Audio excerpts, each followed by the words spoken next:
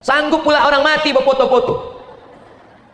Meninggal makcik saya, adik almarhumah sepupu mak saya. Begitu sampai tempat tuh, Ustaz foto Ustaz. Saya bilang, sampailah hati kalian berfoto di tempat orang mati.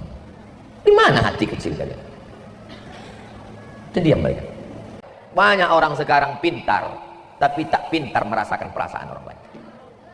Banyak sekarang orang pandai, tapi tak pandai merasakan perasaan orang lain. Pandai-pandai merasa. Itu makanya ceramah saya kasih tahu. Semua jamaah tahu kalau saya ceramah pasti 60 menit. Kenapa? Saya kena merasakan perasaan mereka. Karena saya pun kalau mendengar ceramah, kalau saya tengok tak selesai-selesai, gatal juga kepala saya. Kapanlah habisnya ceramah? Udah lama kita mendengar. Dia bilang, yang pertama kata, la ilaha illallah. Tapi kalau mendengar ceramah saya jamaah tahu. Kalau khutbah 20 menit. Kalau tausiah tergantung botolnya besar atau kecil. Ini botol ini lain pula. Ini bilang 600 ml tidak, ini bilang 300 pun tidak. Ini nampaknya hari ini tak jelas dah berapa menit. Apa kata mereka? Rabbana abasarna, mata kami sudah menengok azab. Wa sami'na, telinga kami sudah mendengar azab. Farji'na, balikkan kami lagi hidup ke dunia. Na'mal salihah, kami ingin beramal. Farji'na, balikkan lagi kami ke dunia. Na'mal salihah, kami ingin beramal saleh. Inna muqinun, kami yakin, seyakin-yakinnya. Bisa balik lagi? Andai balik mau orang rumah nerima? Andai balik sesudah 10 hari, hidung tanggal, biji mata keluar, rambut mengelupas, kuku copot, diketuk pintu, datanglah laki buah hati belayan jiwa. Ustaz dari tadi menggambarkan yang mati bini aja. Balik kenapa? Oke, kita balik. Sekarang saya memperhatikan orang-orang yang saya kenal, sahabat-sahabat saya, keluarga-keluarga saya yang sudah meninggal dunia. Di antaranya kawan saya, sama-sama di Aliyah SMA. Pagi itu dia masih sarapan, kemudian pergi ke tempat kerja, melihat orang sedang bertukang, kemudian pulang, singgah di warung, sakit kepala, meninggal dunia. Sama-sama Aliyah SMA, sama-sama kuliah, kawan dekat, kawan akrab. Yang satu lagi mimisan, keluar darah di hidung, lalu kemudian pergi ke rumah sakit, kata rumah sakit kena polip.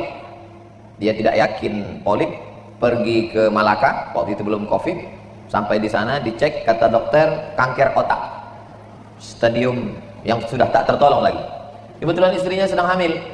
Dia berdoa kepada Allah, doanya tak banyak. Ya Allah, berilah aku hidup sampai aku bisa melihat anak ini lahir. Sampai ku tengok anak ini lahir, cukuplah ya Allah. Sekarang anaknya sudah 3 tahun, dia masih hidup. Saya cuma ingin mengajak kita berpikir bahwa umur ini ketetapan Allah. Itulah yang disebut dengan tauhid kematian.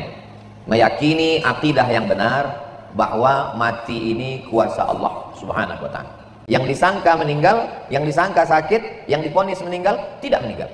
Yang sehat walafiat, yang disangka masih panjang umur, meninggal. Idza jaa ajaluhum, kalau ajal sudah sampai, la yastakhiruna sa'atan wa la yastaqdimun. Tak bisa ditunda, tak bisa ditambah, tak bisa dimajukan, tak bisa dimundurkan. Kalau sudah mati pasti mati. Yang saya sampaikan ini bisa positif, bisa negatif. Yang saya maksudkan positif, setelah mendengar yang saya sampaikan ini, ibu tidak cemas kalau anak sekolah jauh, ibu tak cemas kalau suami pergi jauh. Kenapa?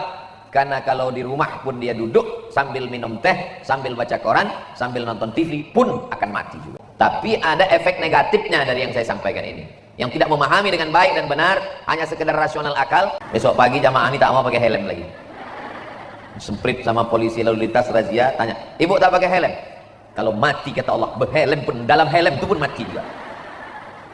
Maka ini perlu diluruskan. Pakai helm itu semua adalah ikhtiar, usaha. Ikhtiar dan usaha itu pun juga dapat pahala karena kita ikut sunnah Rasulullah sallallahu alaihi wasallam. Yang pertama tadi saya sampaikan akidah, keyakinan, tauhid tentang kematian. Yang kedua ini adalah ibadah, usaha, ikhtiar, berobat. Kira-kira yang saya sampaikan ini jelas? Kuatkan keyakinan bahwa hidup kita sudah diatur Allah Subhanahu wa ta'ala. Tapi Yang namanya nasihat ini sama macam obat. Waktu awal diminum semangat, habis itu lupa. Maka sesungguhnya yang ceramah ini saya. Tapi saya ini pun manusia, hati saya berbolak-balik. Kadang saya kuat, kadang saya lemah. Lalu siapa yang menguatkan keyakinan saya? Habis saya ceramah ini, diam-diam, malam-malam, pas saya sendiri, saya dengar balik ceramah itu sendiri.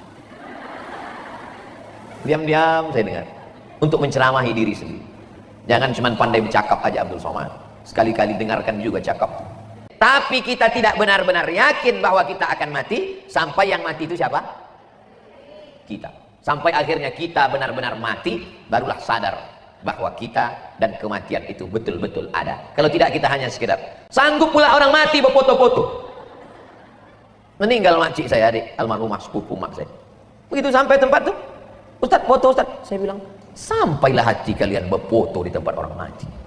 Di mana hati kecil kalian? Terdiam baik. Orang mau meninggal, jenazah terbujur di ruang tamu, sanggup diminta foto. La ilaha illallah. Kalaupun mau berfoto juga, kejarlah Ustaz itu ke tempat parkir kan. Nah pula di situ, apa kata keluarga? Anaknya ada di situ, menantunya ada cucu. Gimana perasaan mereka? Banyak orang sekarang pintar, tapi tak pintar merasakan perasaan orang lain. Banyak sekarang orang pandai, tapi tak pandai merasakan perasaan orang lain. Pandai-pandai merasa. Itu makanya ceramah saya kasih tahu. Semua jamaah tahu kalau saya ceramah pasti 60 menit. Kenapa? Saya kena merasakan perasaan mereka. Karena saya pun kalau mendengar ceramah, kalau saya tengok tak selesai-selesai, gatal juga kepala saya. Kapanlah habisnya ceramah? Udah lama kita mendengar. Dia bilang, yang pertama, kata, la ilaha illallah. Tapi kalau mendengar ceramah saya, jamaah tahu. Kalau khutbah, 20 menit. Kalau tausiah, tergantung botolnya besar atau kecil. Ini botol ini lain pula. Ini bilang 600 ml tidak. Ini bilang 300 pun tidak. Ini nampaknya hari ini tak jelas dah berapa menit.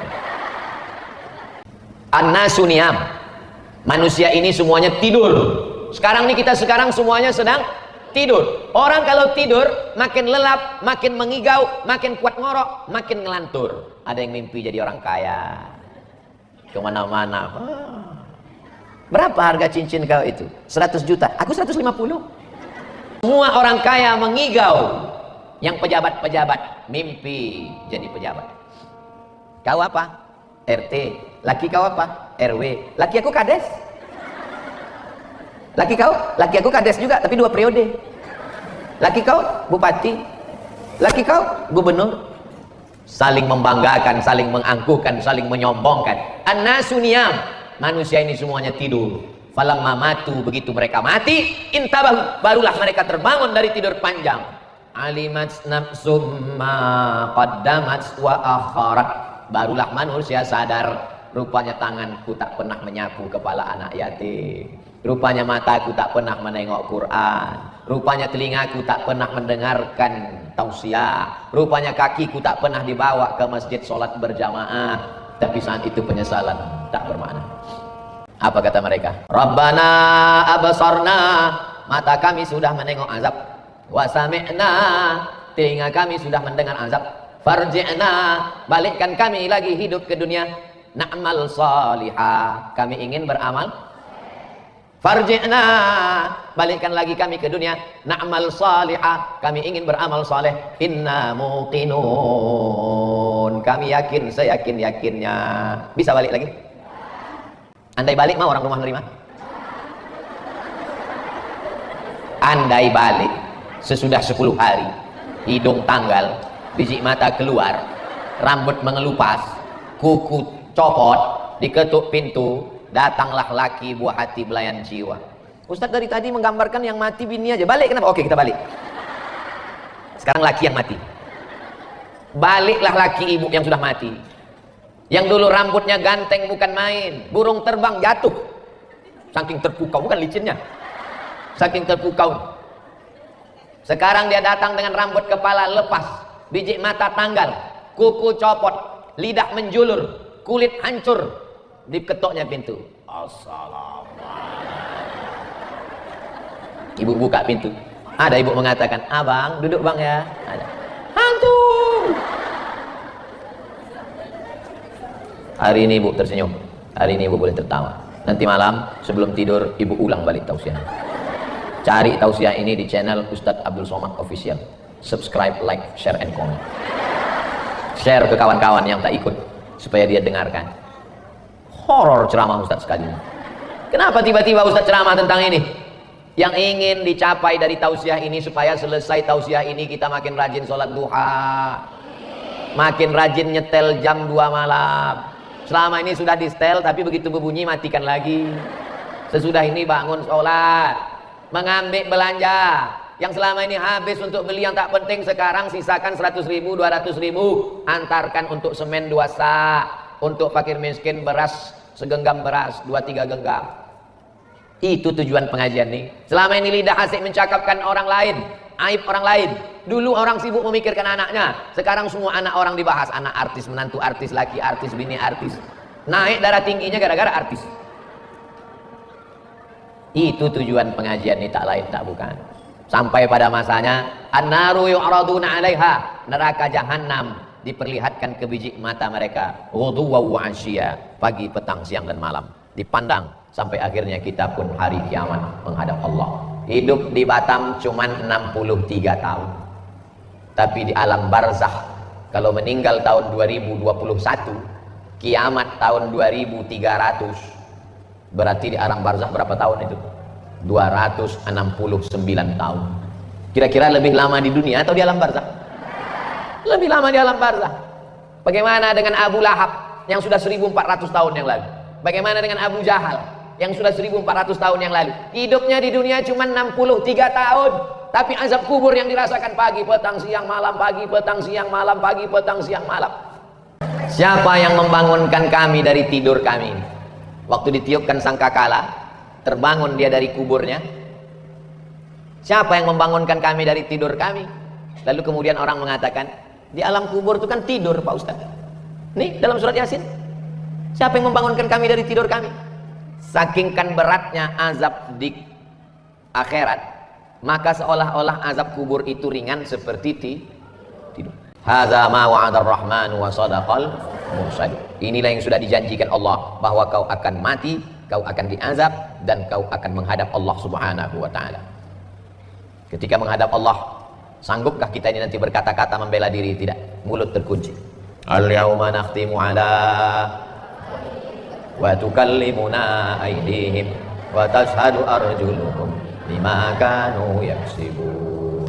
Apakah anak bisa menolak? Yauma yafirrul mar'u min akhihi, saudara kandung lari, wa ummihi wa abihi wa sahibatihi wa bani. Akhi lari, ummi lari, abi lari, sahibati lari, wa bani.